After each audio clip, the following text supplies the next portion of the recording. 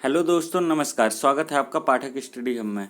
दोस्तों, आज हम 69,000 शिक्षक भर्ती परीक्षा के बारे में महत्वपूर्ण जानकारी लेंगे इस वीडियो के माध्यम से, और हम उन बातों पे चर्चा करेंगे जो अब आगे के लिए महत्वपूर्ण हैं, क्योंकि आप सभी को पता है कल से इस भर्ती पर रोक लगा दी गई है और सरकार इस पक्ष में है कि इस पे जल्दी से जल्दी रोक को हटाया जाए और कैसे भी हो करके इस भर्ती को पूर्ण किया जाए। तो हम ये भी बताएंगे कि जो यूजीसी में गई है, कोर्ट के द्वारा ऑर्डर दिया गया है और उसमें जो 5 प्रश्नों की लिस्ट गई है वो कौन कौन से हैं और कितने नंबर आपके बढ़ने के चांस हैं, यदि कम गुणांक वाले हैं या फिर जिनका 1 नंबर आधा नंबर से रुका हुआ है वो कैसे लिस्ट में आ सकते हैं। तो वीडियो पे बने रहिए, वीडियो को लास्ट तक देखिए, और यदि आपने हमारा चैनल सब्सक्राइब नहीं किया है तो चैनल को सब्सक्राइब कर लीजिए और बेल आइकन को दबा दीजिए, जिससे कि कोई भी वीडियो हम अपलोड करें तो सबसे पहले नोटिफिकेशन आपको प्राप्त हो।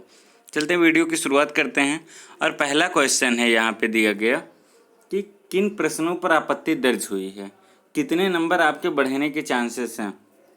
तो पूरी जानकारी देंगे। अगर हम खास करके कहें तो मुख्य रूप से यहाँ देखिए न्यूज़पेपर में लिखा गया है लखनऊ के कि प्रदेश के 69,000 सहायक शिक्षक भर्ती प्रकरण में हाईकोर्ट में जिन सवालों पे लेकर आपत्ति दर्ज हुई है उनको लेकर तमाम याचिकाएं दाखिल हुई हैं।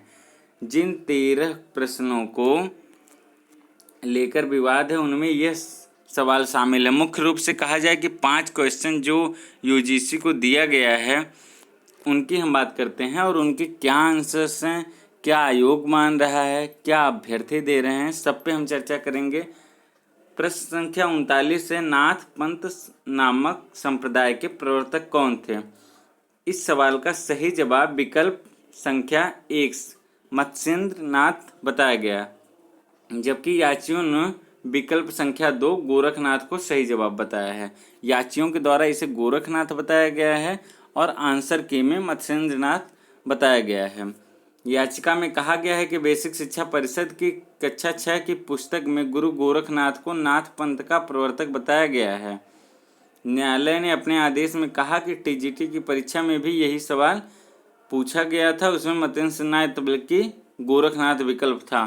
तो इससे हम कह सकते हैं कि इस पर पूर्ण रूप से नंबर मिलेंगे और सबको मिलेंगे, तो 1 नंबर तो यहाँ तय है। दूसरा क्वेश्चन है कि निम्नलिखित में से कौन सा एक सामाजिक प्रेरक है। ऑप्शन है, याचिका में कहा गया है कि सही जवाब आत्मगौरव बताया गया है, जबकि प्रेम सही उत्तर है। इसके लिए राज्य परिषद की पुस्तक भी प्रस्तुत की गई है। मुख्य रूप से अगर हम कहें अगर पूरा तो आपके 2 क्वेश्चंस जो कि 2 नंबर बढ़ाने के पूरे चांसेस हैं, 2 नंबर में किसी प्रकार की कटौती नहीं हो सकती और 2 नंबर के हेर फेर से ही इस पर 1 नंबर जो हमने पहला क्वेश्चन पढ़ा और दूसरा क्वेश्चन है जिस पर नंबर बढ़ाने के पूरे चांस हैं। क्वेश्चन संख्या 131, इनमें से भारतीय संविधान सभा के प्रथम अध्यक्ष कौन थे। इस सवाल का जो सही जवाब है ये डॉक्टर सच्चिदानंद सिन्हा को बताया गया है, जो कि आंसर की में दिया गया, जबकि याचियों की दलील है कि सभी अधिकृत पुस्तकों और लोकसभा की वेबसाइटों में भी डॉक्टर राजेंद्र प्रसाद को अध्यक्ष बताया गया है और SCERT की पुस्तक तथा PCS जे 2011 की परीक्षा की उत्तर कुंजी में भी डॉक्टर राजेंद्र प्रसाद को ही संविधान सभा का प्रथम अध्यक्ष बनाया गया है। तो इन 2 क्वेश्चनों से रिलेटेड 2 नंबर तो मिलना तय हैं। जिनका आधे नंबर 1 नंबर से बाहर हुए हैं उनको चांसेस है, बस उनका गुणांक एकेडमी में अच्छा होना चाहिए। अगर वो सुपर टेट के द्वारा अंदर आ जाते हैं, जैसे जिनका 1-2 नंबर से सुपर टेट रुका हुआ है, उनको चांसेस हैं कि जब वो सुपर टेट के द्वारा जब सुपर टेट में 2 नंबर इनके बढ़ेंगे और 60-65 वाला जो क्राइटेरिया है उस चीज़ को फॉलो करके जब ये आगे बढ़ते हैं, अगर उनके गुणांक अच्छे होते हैं तो उनका चयन होना संभव है। फिर अगला क्वेश्चन है इसमें, जो कि क्वेश्चन संख्या 137, पढ़ने लिखने की अक्षमता है।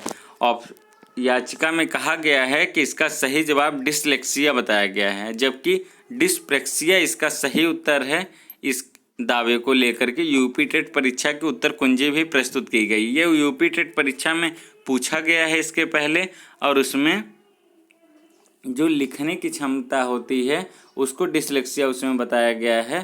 तो इस हिसाब से इस चीज़ को भी दिखाया गया है कि पढ़ने लिखने की जो अक्षमता है वह डिस्प्रेक्सिया होता है, न कि डिसलेक्सिया।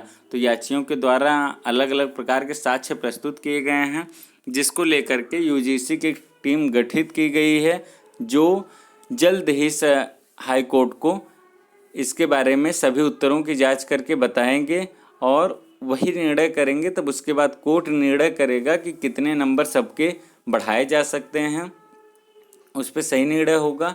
और यदि हम आपको बताएंगे कि कितने नंबर्स बढ़ाए गए हैं, कितने क्वेश्चंस बढ़ाए गए हैं, जिन क्वेश्चंस के आंसर आप भी देख लीजिए कि आपके क्या आंसर सही हैं, क्या माना जा सकता है।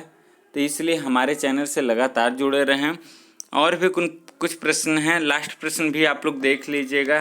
प्रश्न 143, शैक्षिक प्रशासन उपयुक्त विद्यार्थियों को उपयुक्त शिक्षकों द्वारा समुचित शिक्षा प्राप्त करने योग्य बनाता है, जिससे वे उपलब्ध संसाधनों का उपयोग करके अपने प्रशिक्षण में सर्वोत्तम को प्राप्त करने में समर्थ हो सके। यह परिभाषा दी गई है। कुंजी में इस सवाल का सही उत्तर विकल्प संख्या 3 वेलफेयर ग्राह बताया गया है। इसके विपरीत याचिका में कहा गया है कि इस प्रश्न का अंग्रेजी वर्जन बिल्कुल भिन्न है। सही जवाब ग्राहम बेलफोर है, जिसका विकल्प नहीं दिया गया है। 5 क्वेश्चनों को लेकर के यूजीसी में जो यूजीसी प्रकरण चल रहा है, यूजीसी द्वारा एक टीम गठित की गई है, इन्हीं 5 प्रश्नों पर गठित की गई है। अब हम इसके मुख्य रूप से बात करें कि कब आएगी यूजीसी की रिपोर्ट। तो यूजीसी की रिपोर्ट जल्द ही मैक्सिमम 3 सप्ताह के अंदर आ जाएगी, और जो कि सीधे हाई कोर्ट में पेश होगी, जिस पे निर्णय लिया जाएगा। और निर्णय लेने के बाद सभी के कम से कम 2 नंबर तो बढ़ना तय हैं। कम गुणांक वालों के लिए यही खुशखबरी है कि यही हो सकता है कि यदि आपका गुणांक एकेडमी में अच्छा रहा और आप सुपर टेट में 1 या 2 नंबर से बाहर हुए हैं, तो आपको अच्छे चांसेस से अच्छी तरीके से आप हो सकते हैं। तो आप एकदम निराश न हों। सभी आपकी सरकार बहुत जल्दी इस भर्ती को कराना चाहती है और जल्द ही हो जाएगी। तो एकदम निश्चिंत रहें, सब कुछ सही हो जाएगा। आपको ये वीडियो अच्छा लगा हो तो वीडियो को लाइक करें। चैनल यदि आपने सब्सक्राइब नहीं किया है तो ज़रूर चैनल को सब्सक्राइब कर लें और बेल आइकन को दबा दें, जिससे कि यदि कोई भी वीडियो हम अपलोड करें तो सबसे पहले नोटिफिकेशन आपको प्राप्त हो। धन्यवाद।